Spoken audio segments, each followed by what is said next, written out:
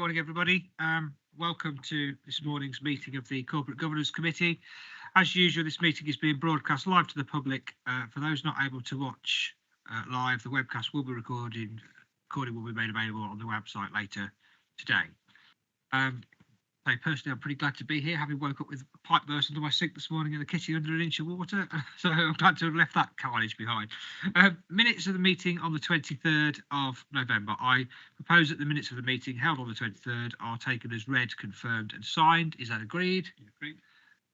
Excellent. Thank you very much. Question time. There are no questions from members of the public. Questions asked by members under Standing Order 7.3 and 7.5. I've received no questions. There is no urgent items of business. So the next item is any declarations of interest. No, thank you very much. Item 6, petitions. There are no petitions. So we move straight on to item 7, the external audit of the statement of accounts, the progress report. Simone Hines, Assistant Director of Corporate Resources, will introduce this item. We're also joined by Mary Wren and Helen Lingington from Grant Thornton, Council's external auditors. Welcome and thank you everybody for joining us. Over to you. Thank you, Chair. So this report is an update on the Council's external audit for its 24-25 accounts, which is undertaken by Grant Thornton. We've got 3 audits underway at the moment. We've got the Council's main statutory accounts, the pension fund, and then also the value for money review. The pension fund audit is the most advanced and is almost complete. The audit of the main accounts is underway and is expected to be completed in December, which is well ahead of the backstop deadline. And the value for money review is also underway. We will bring a more detailed audit findings report to the committee in November when the main audit is more progressed. But for now, I'll hand over to Mary to go through the report, and particularly Appendix A, which is where most of the detail is. Thank you, Simone. And just to highlight a couple of areas, as Simone mentioned, the audit process is effectively, from a financial statements point of view, is split in 2 parts. As the administering authority, the council does have the pension fund account. So, in terms of the running order of the audit, the pension fund audit is completed first, and the county council's audit is follows swiftly after, because there are assurances from the pension fund audit which feed into the county council's audit as well. So, as Simone said, the pension fund audit is on track. There are a few queries outstanding, but nothing major that is substantially complete. And the county council's audit has started. We are on site 2 days per week, so it's quite a hybrid approach. And there isn't anything I need to draw out at that point. If I could just take you to the 2 key pages in terms of the progress, I do just need to point out on page 19, this is the summary of the pension fund audit. There was one change to the audit plan. It is a slight change in terms of risk assessment, and it relates to your directly held property. The pension fund has just over £90 million worth of directly held property, which in our initial audit plan, we did highlight that as a significant risk. Once your financial statements are then presented, we revisit that risk assessment, and we have downgraded that risk from a significant risk to an other risk, purely due to the value and how close it is to those materiality levels set. So it doesn't fundamentally change the audit work completed. It's still quite a volume of work completed around that balance, but it is you will see a presentation difference when you see the audit findings report. If I could then just take you to page 22, that really just summarises the progress in state of the county council's audit. We have carried out that risk assessment. So again, the plan was presented to you in March, and when we receive your draft financial statements, which were presented by the deadline at the end of June, we do a revisit of that risk assessment. And at this point, we would highlight anything that has changed from that initial risk assessment. There are no changes we need to highlight here, and the significant risks remain as they were in the plan, which is management override of controls, which is implicit as a risk in all organisations. That's not unique to the council. The valuation of the pension fund and net liability, and the valuation of land and buildings. So there are no changes in terms of that risk assessment. As Simone mentioned, the value for money work is carried out alongside of that, and that work is in train as well. So to the November Audit Committee, you will have the audit findings report for the pension fund. The County Council and the value for money work, which is snappily in a report also called the Auditor's Annual Report, so that will include the value for money findings as well.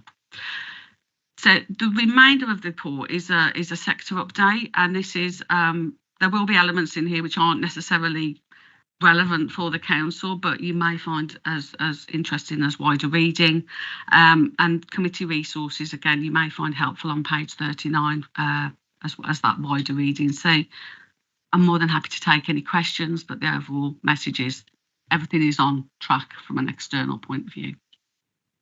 Thank you ever so much, Mary. Are you coming back? Anything to come back? No. So now we're over to questions from members and our independent members, if any of those got any members. Any questions? Jill. Cheers. Thanks very much. Thank you very much, Chair. Thank you very much for the presentation and the reassurance given that everything's on track, which is great. Just comments about our internal reviews that are happening. Obviously, looking forward to the outcome of that to see if there are any savings to be had. But with the financial pressures that we're under, I suspect any savings might be used elsewhere rather than for tax saving purposes. But I just want to go to the presentation that you provided on the amount of on the funding review and the amount of extra money that the government's given local government, but also potentially to Leicestershire. So that's encouraging to see that there potentially might be more money. Obviously, the funding review hasn't finalised, so we won't know until probably Christmas Eve if we have any extra money. But that's encouraging and that's good to know. And then if we did have extra money, then we could probably use them in the areas where we have shortfalls already or overspending. But I just wanted to know how realistic it is that we would get this additional money coming in, and would that then be able to support Leicestershire going forward? So that might be just to Simone or to yourself, Mary. Thank you. I think at this stage the fair funding proposals are still for consultation. We haven't had the government response yet. We were hoping for that, I think, towards the end of this month, but I think it might be slightly later now. So at this point, those proposals are just for consultation. Some parts of the sector do better or worse than others, so I suspect there will be quite a bit of lobbying from those areas of the country that lose out from the proposals. So I think at the moment they are subject to change, and we'll just need to kind of keep looking at latest information really, and hope that when we hopefully get the policy statement, which I think is now November, that will give us a better steer. But at this point there's really no more certainty that I can give you, I'm afraid.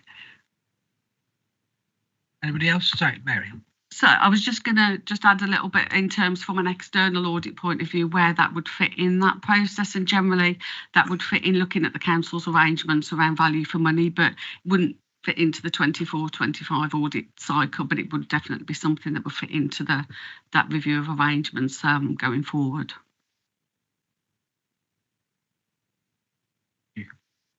Any other questions or comments? Joe, you're going to have a word with the government. They always these things always coming in right at the end just before you break up for Christmas, just guaranteed to give you indigestion for your Christmas dinner. So our words, time to bring it forward a bit.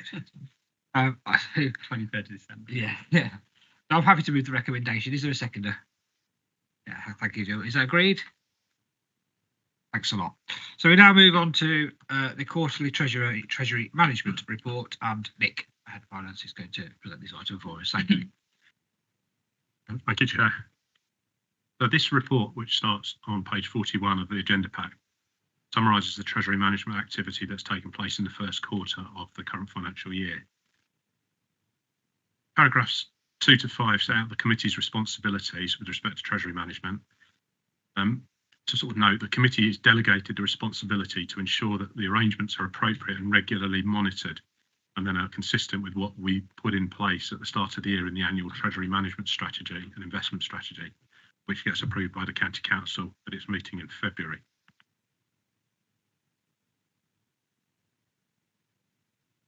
Paragraphs 6 to 8 define Treasury management and outlines the process for ensuring that funds are managed in line with the strategy and that it operates within the framework of CITFA's Treasury Management Code of Practice. It is important to note that capital investments, including those managed through the Investing in Leicestershire programme, are covered by the capital strategy rather than treated as Treasury management investments. and those are monitored through regular reports to the Scrutiny Commission and the Cabinet. Every quarter, we receive an economic update from our Treasury Management Advisors, MUFG Pension and Market Services. And the key points from the last update are outlined in paragraphs 9 to 12. And paragraphs 13 and 14 sort of note things that have happened since the release of that last quarterly update. I think of particular note is the fact that inflation remains higher than the Bank of England's 2% target. As a result, following further cut in base rates to 4% in August, it's now probably unlikely that there will be any further cuts in base rate in this calendar year, given the fact that inflation is still persistently higher than Bank of England targets. Moving on to paragraphs 15 to 19, these summarise the position on our private debt and bank risk share investments. These two asset classes act as diversifiers for the Investing in Leicestershire programme in order to ensure a balanced portfolio, but they are treated and categorised as treasury management investments rather than capital investments. That's why they're covered in this report. Private debt funds are where money is loaned to companies, not originating through banks. Bank risk share basically is a mechanism that allows banks to transfer some of the risk of their existing loans to a third party, and that then permits them to release capital to support other activities and other investments that they might want to make. And both of these are done through private funds directly rather than directly with counterparties. So the table in paragraph 15 lists the funds that the council has investments with.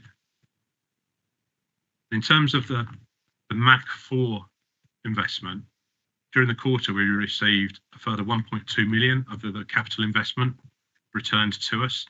So that actually means that there's only now $500,000 left invested in that fund. The MAC 6 fund, there's a small amount of capital and a small amount of income were received. This fund has 11.7 million funds left invested, but it is worth noting that the market value of this holding is actually 13.2 million, which is obviously positive. A further 0.7 million of income was received from the Christopherson Robb Fund during the quarter. 12.5 million remains invested in this fund. And whilst the market value of this remaining holding is only 12 million, this fund has been particularly buoyant in terms of income having received. We've already received 5.7 million on the investment we've held there. And actually, if you look at the internal rate of return, you'll see that that fund is showing the highest rate.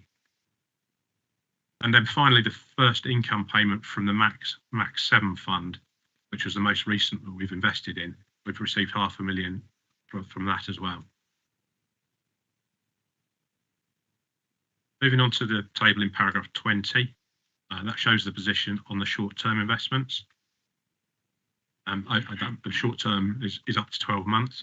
During that period, the total amount invested increased from 382 million to 395 million. 232 million of loans matured and 245 million of new loans were taken out at an annual average percentage rate of 4.29%. That is a fall from the previous quarter where we were at 4.57%, but obviously that reflects the trajectory of interest rates declining. And then the weighted average maturity has increased from 86 days to 149 days, and that's reflecting a shift towards an increasing number of 12-month loans rather than 6-month loans to try and lock in the benefit of the higher interest rates for a little bit longer. Moving on to the table in paragraph 24, this shows the breakdown of the investments held at the end of the quarter. The 395 in short-term loans, which I mentioned before, and then the 32 million in private debt bank risk share. Further information on the breakdown of the short-term investments by sovereignty and international credit rating is shown in the diagrams in paragraphs 25, and the majority sit within the top 2 credit rating classes. So obviously that reflects the fact that, you know, very much with treasury management, the emphasis is on security.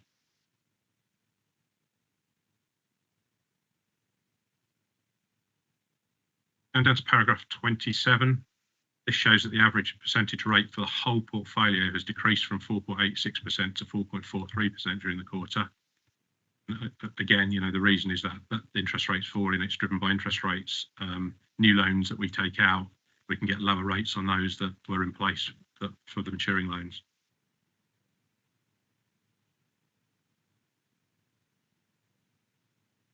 If any loans retrospectively breach counterparty limits after the loan has been placed due to a downgrading of a credit rating on a particular organisation, then there's a duty to notify this committee that that's actually happened. But paragraph 28, you can see that there were no such breaches during this last quarter. Also, there were no further rescheduling of our existing debt during the quarter. However, it is fair to say that we're looking at the moment as to whether we could repay some of our existing debt, and we're currently sort of assessing whether the benefits of that are worth doing. But it's quite likely that we will be paying some more debt in the near future. And then just finally, paragraph 31 advises that the interest on the short-term investments for the current financial year is currently forecast to be around £16 million. That's £4 million more than was budgeted for at the start of the year. And that is just because market expectations being that rates will stay higher than forecast when the budget was set. So it's quite a lot there, I know, Chair, but that's all I was going to say at this stage. Nick, thank you very much for that thorough presentation. Does any members have any comments or questions that they wish to ask this report? Yeah, sure. Cheers. Thank you very much, Chair. Nick, thank you very much for the presentation. 4.43% return is very good considering interest rates are at 4%. Yes, they've lowered, but yeah, and getting £4 million more for our investments, that's quite good. My question is just obviously, looking forward, we don't know where interest rates are going to go, but we just want to maximise the investments so that we can then use that money, that extra money that potentially we hadn't budgeted for in other areas. Is that the plan to make up some of that shortfall up by the extra investment income coming in, or are we just going to put it all into reserves and see where we want to spend it in the future? Well, the interest that we generate on our investments is annual income that is directly used to fund the cost of services. So absolutely, it is used. We don't put that into reserves and hold on to it. It's to fund service costs directly. Thank you, Mr. McDonald. I see you've chosen online. Welcome. Could you just mute your microphone, please? We're just getting a bit of background here. Thank you. Any further questions for officers? This report. So we're asked to note the recommendation. I'm happy to move that. Is there a seconder? Yes, thank you. Grateful, Mr. Balls, whichever you wish. Is that agreed? Anyone against? No, that's brilliant. Thank you very much. We are now on to the risk management update. And Neil. Thanks, Chair, and good morning, everyone. So, yes, this is our routine update on the corporate risk position, just along with some additional information on emerging risks as well. So, the appendix actually provides the main updates and the detail on the risks that this report covers. But I want to just touch on a couple of things in the main report first, since have happened since the last report, which was in June. So at paragraph 6, we've had a risk added around the SEGRO development consent order application, and there is some detail about the mitigations and the updates on that in the appendix. And at paragraph 7, we've actually had a notification of a removal of a long-standing risk on business intelligence, and that's now been closed off. So we always like to keep the risk register, corporate risk register, moving along, and the big pluses and minuses go through each time. I've just realised we should be having our procurement presentation. I'm happy for you to either finish or allow Kate to do a presentation. Whichever is easiest for you to realise. Shall I carry on? Yeah, okay. I do apologise. So moving on to paragraph 9. just a recognition of a risk that's coming through about some employment legislation that could affect the council. So a lot of detail here on in paragraphs 9 and 10 about why the risk has emerged and what could be the most significant implications. Then in paragraphs 11 and 12, it explains the work that the council officers have done so far and what is also ongoing to mitigate the risk, including that we were due to receive an independent review of the council's approach. Some decision will be taken on escalating the risk to the corporate risk register in time for the November committee.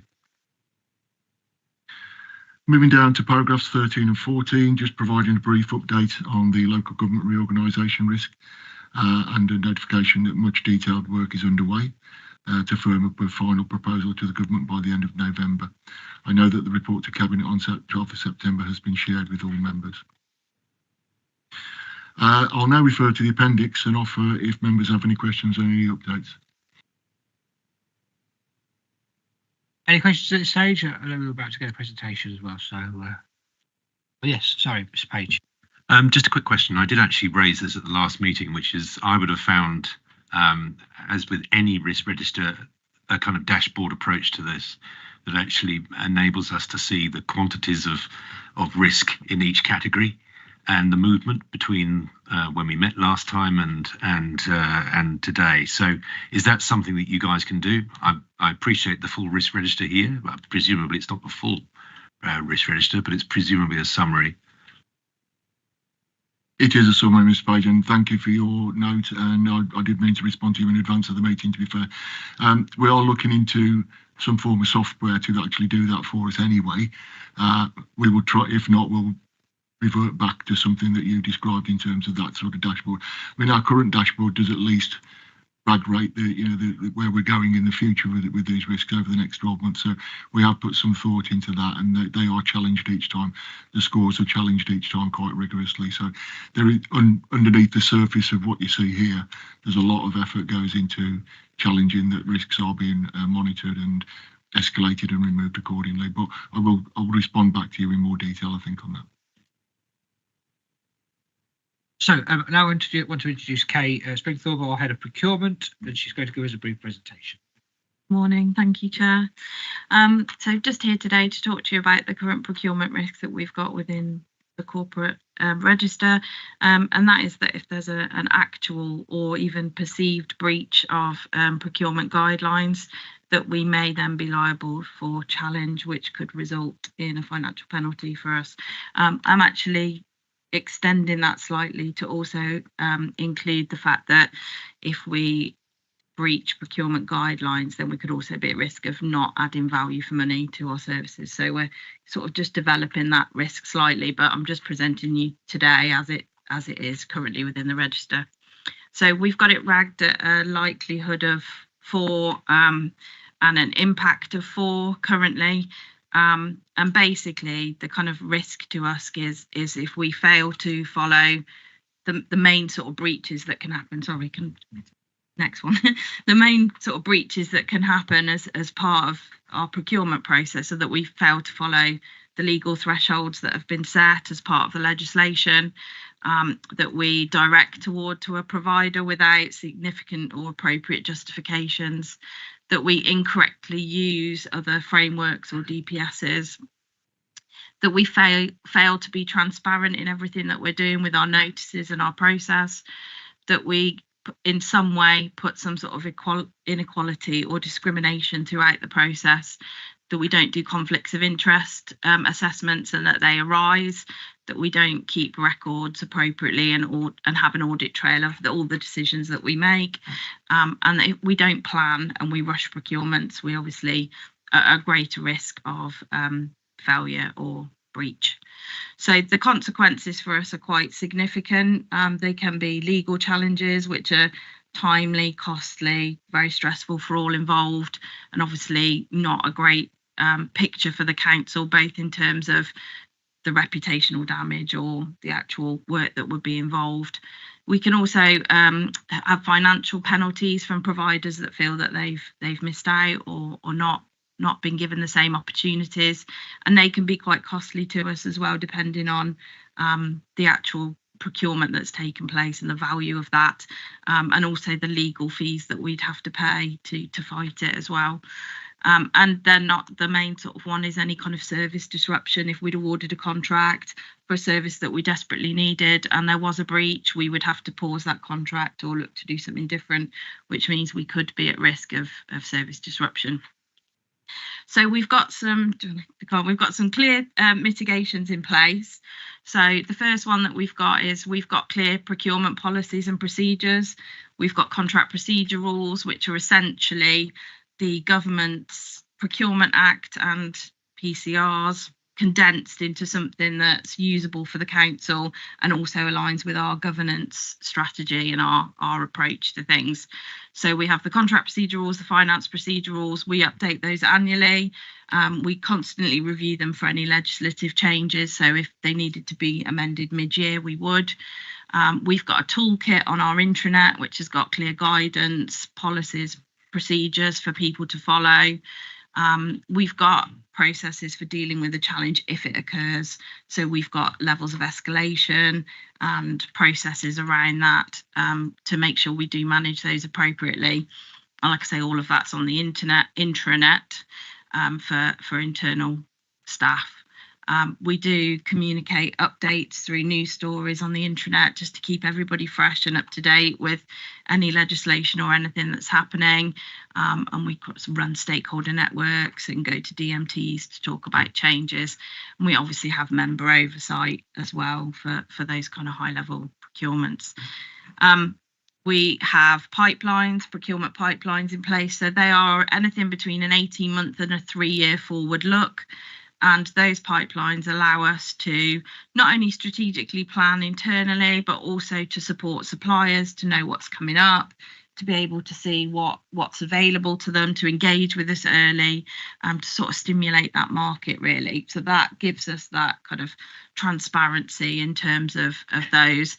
And we do have legislation to publish any procurements that are over £2 million. So we have to publish a pipeline notice for those.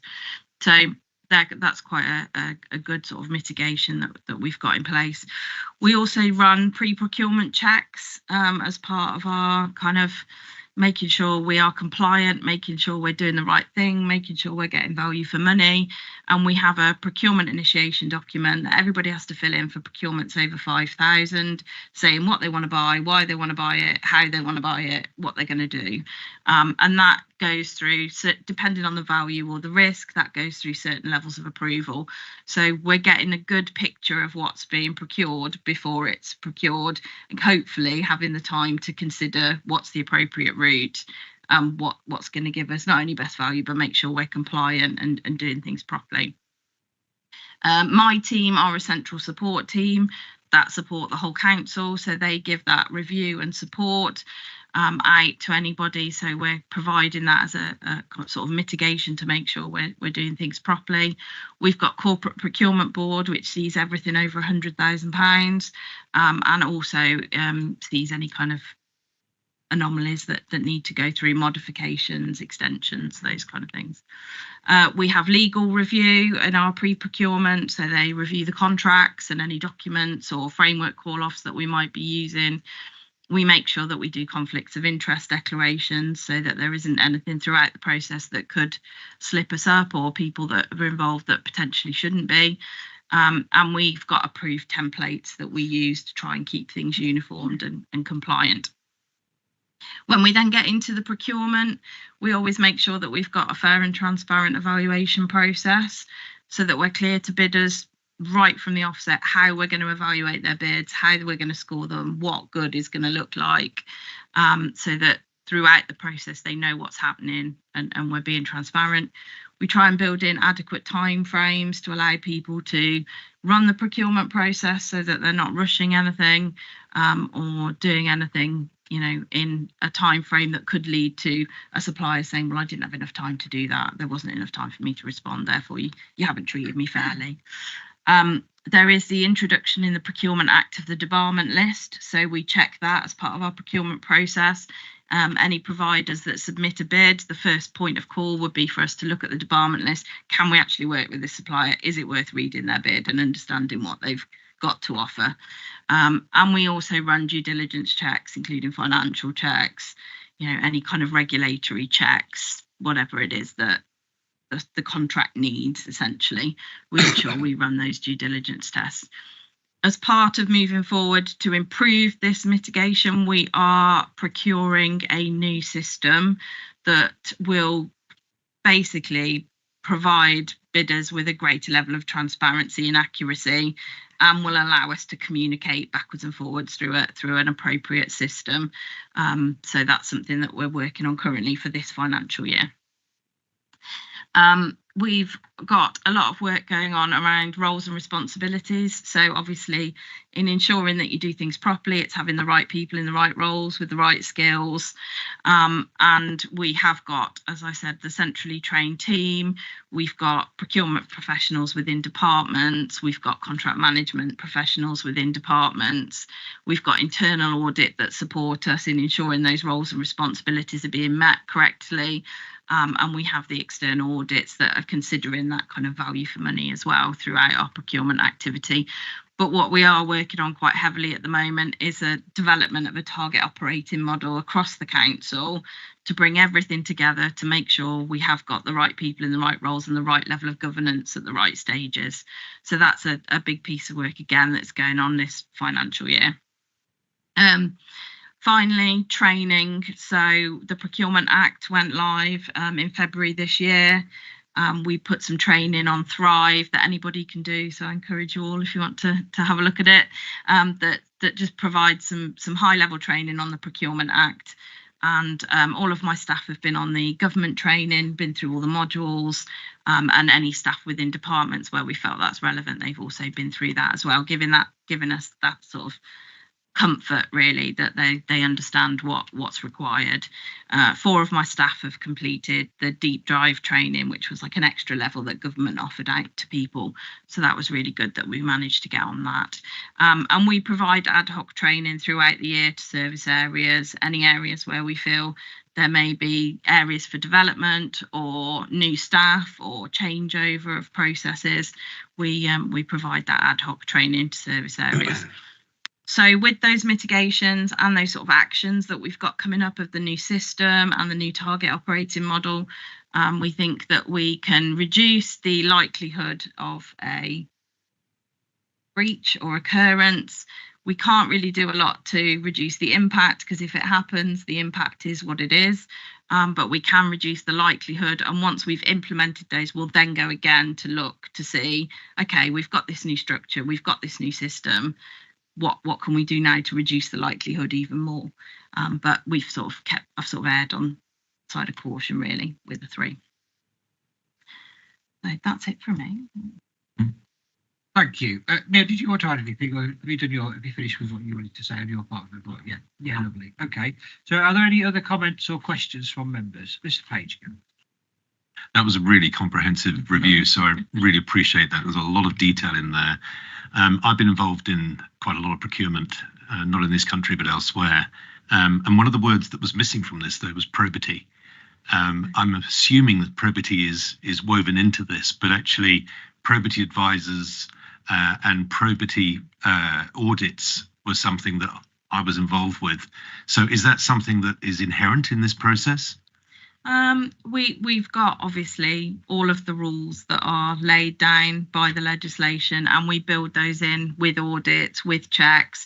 We've got throughout the process certain approval levels, certain kind of, I guess, escalation points that we could then. So yes, I think it is woven through, but maybe I could do more to.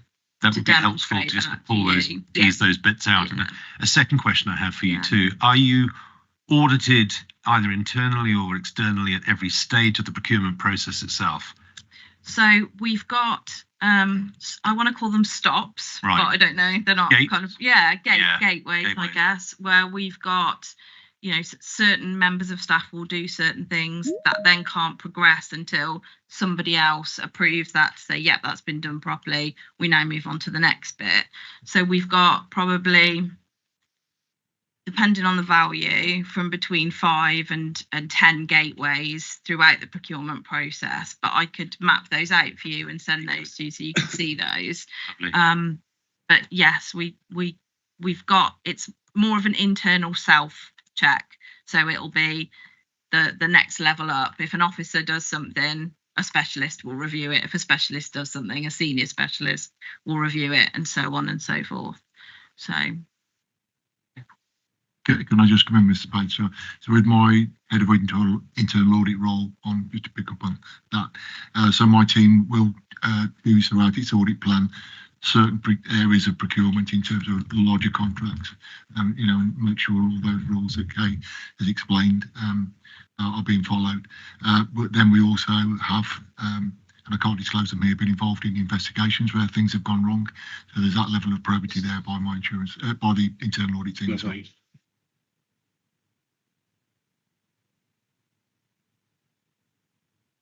Cheers. Thank you very much for going through the presentation. How many times have we been challenged on our procurement recently? So there's different levels of challenge. We could get an email from a provider saying, I don't think you did this fairly. And we could say, yes, we did. Here's the evidence to support that. And that's it. It goes away. So I would say we probably get about 5, 6 of those a year, where it tends to be providers, I hate to say it, but maybe chancing their luck slightly, thinking, I think I should have won that. I'm going to ask questions. Why wouldn't you? So they do. We can evidence it. In terms of actual formal challenge, I've been here 7 years now, and we've had 1. So we're pretty good. I like to think at making sure we do things properly. Thanks. So any further comments or questions? No. Okay. So regarding the recommendations, we're asked at A to note the current state of the corporate and strategic risks facing the council. I'm happy to move that recommendation. Do I have a seconder? Yes, Mr. Page, thank you. Is that agreed? Yes, okay, brilliant. So regarding recommendation B, we are asked to recommend any areas which might benefit from further examination. Anybody got anything on this one? No, excellent. So finally then, recommendation C, we are basically asked to just asked it duly noted. Are we happy to duly note it? Brilliant. Excellent. Thank you very much. Yes, and thank you very much. It was a very comprehensive and clear presentation. Thank you. So moving on to item 10, Insurance Service Annual Report. Again, this is Neil. Thanks again, Chair. So this is with another hat on, the Insurance Service Annual Report with the team which I manage. And we start off with a bit of background there, the constitutional requirements for the arranging the insurances for the County Council. Paragraph 4 explains that the insurance service itself is a small team, but they're very experienced and very competent, and they arrange insurance and manage claims not only for the County Council, but for ESPO and also academies. So they've got quite a high workload. Paragraph 5 to 9, bringing this to the committee because it's a reasonably new committee. Whilst this happened at the back end of last year, just summarises the outcomes really from our re-procurement of insurances, which started from last October. And that was the first change in our insurers over 10 years.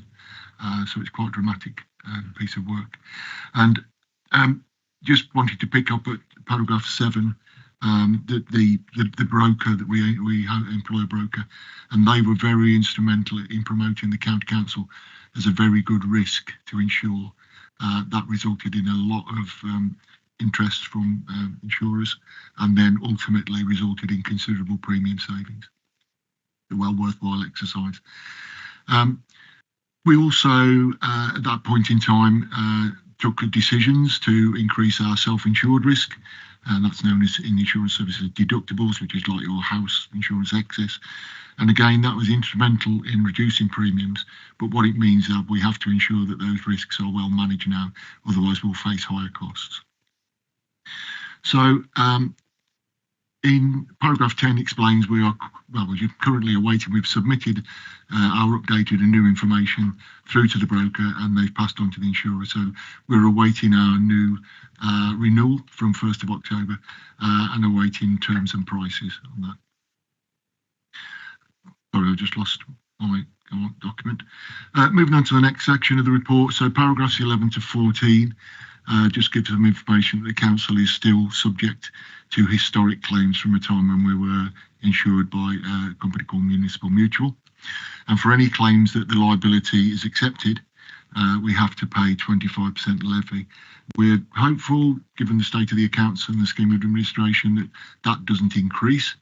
But we're obviously in the scheme administrator's hands in terms of how they invest funds, etc. We're also reliant on whether there could be any future hidden or not obvious claims, especially if there's any legislation changes.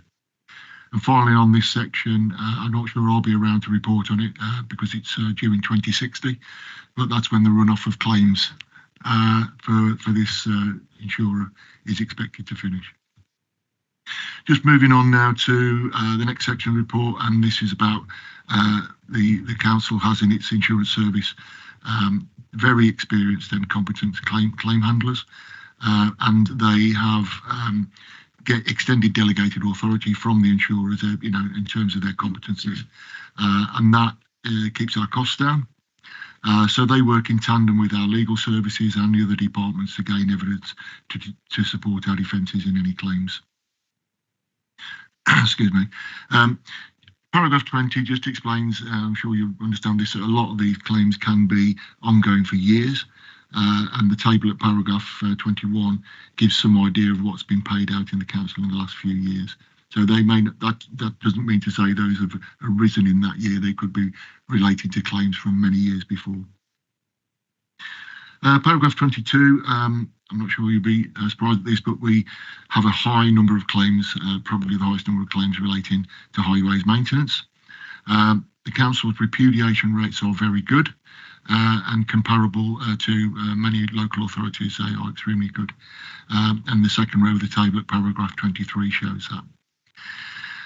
Our role as a highways authority leads us into many claims for pothole damage, and this is covered off in paragraphs 24 and 25.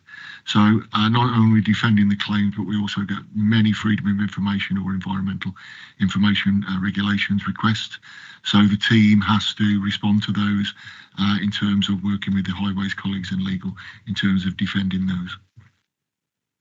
Some of those are rejected. I'll come on to this in a moment because sometimes FOI claims are trying to eke out any information that might lead to a fraud.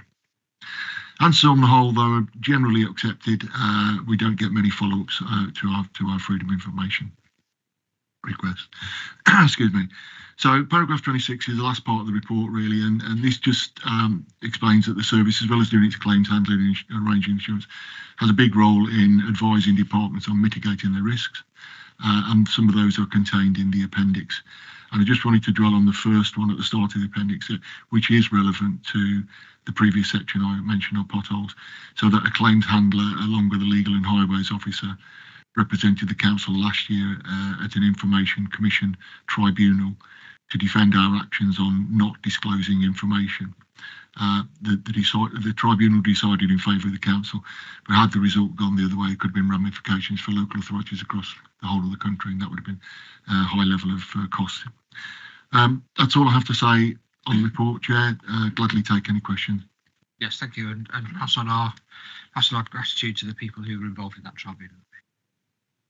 Any questions or comments from members? No. So again, we're asked to note the report. Happy to move that recommendations and seconded. Yeah, Mr. Balls, thank you very much. All agreed. Anybody against? No, it's carried. Lovely.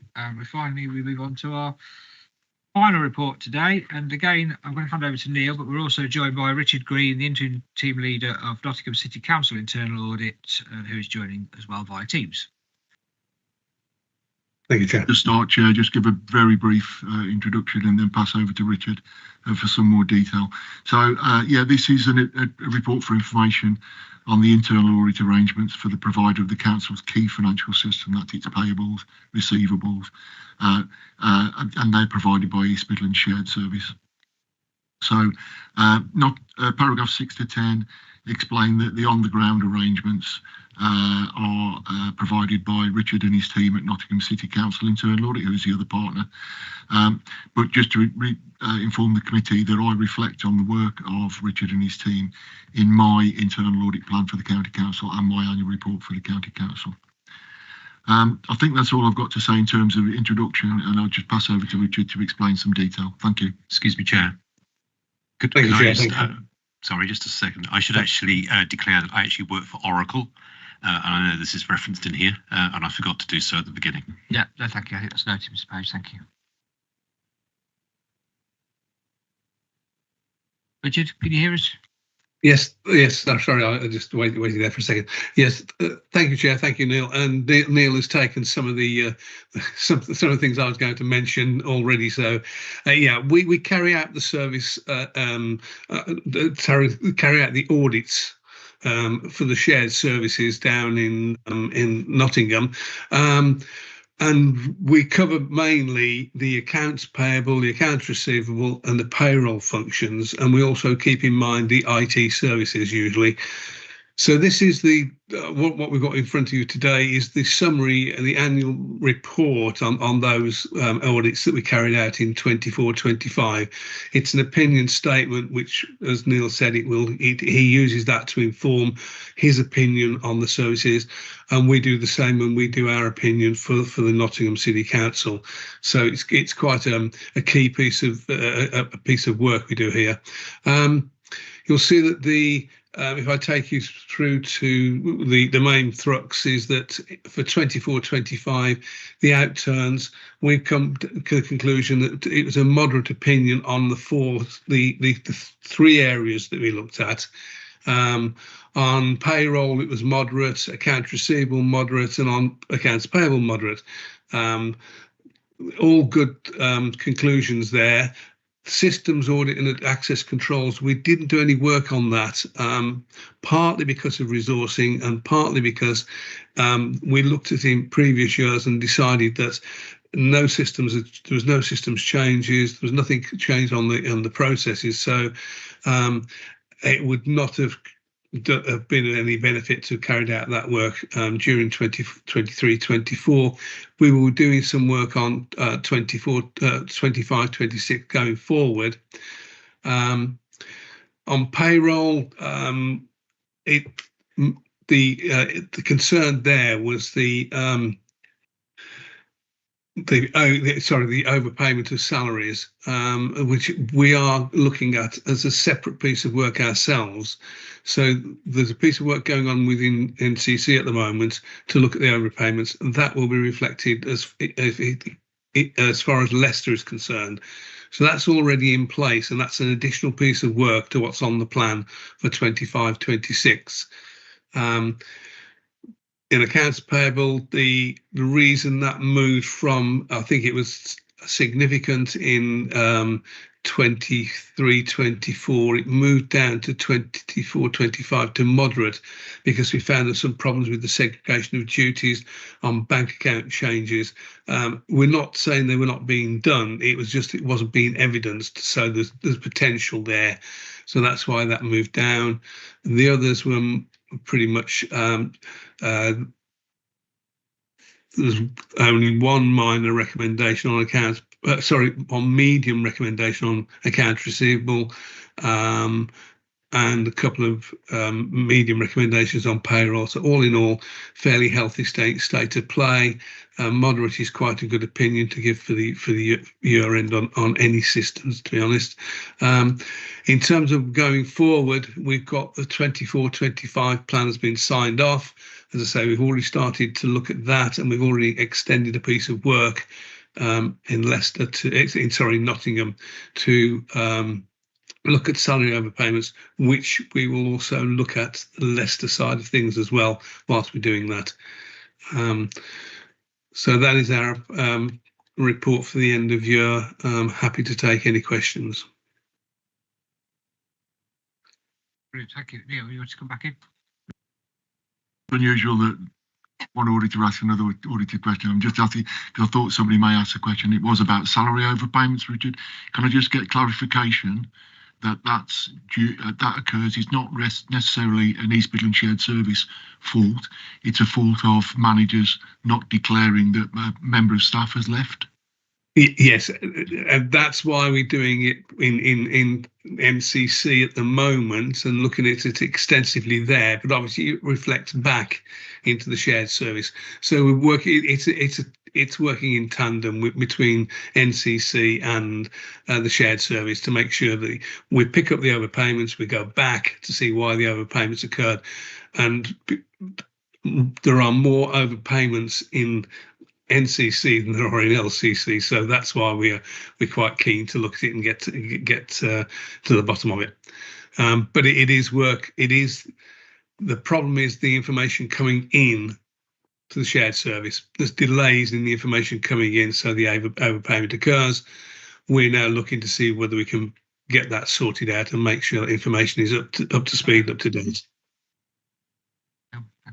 Thanks, Richard. And sorry, just for assurance for this committee, members may have seen around the building there was a campaign started last year in terms of managers being responsible for closing off their levers, not only getting their kit back but also making sure that they let the payroll section down. Thanks, Richard. Thank you. Yes, Mrs. Just a quick one. What is the size of the overpayments? Are we talking little or a large amount of overpayments?